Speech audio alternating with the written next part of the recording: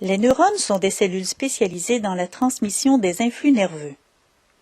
La membrane du neurone possède des protéines de transport actif, de même que des canaux.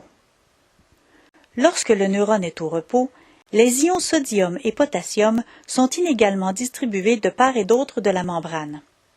Les ions sodium sont concentrés dans le milieu extracellulaire, tandis que les ions potassium se trouvent dans le cytoplasme du neurone. Ce déséquilibre est ainsi maintenu grâce à la pompe sodium-potassium. Au repos, l'intérieur du neurone est plus négatif que le milieu extracellulaire. On dit qu'il est polarisé. Lorsque la membrane du neurone est déstabilisée, les portes des canaux s'ouvrent. Cependant, les portes d'activation des canaux à sodium s'ouvrent plus rapidement que celles des canaux à potassium.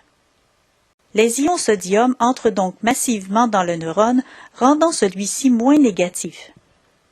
Si le seuil est atteint, les autres canaux s'ouvriront à leur tour. La grande quantité d'ions sodium qui entrent dans la cellule entraîne une dépolarisation.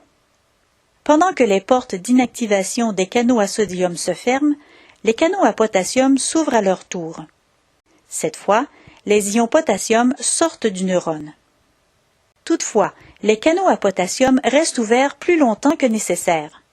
Beaucoup d'ions potassium sortiront, ce qui diminuera le potentiel intracellulaire plus bas que le potentiel de repos.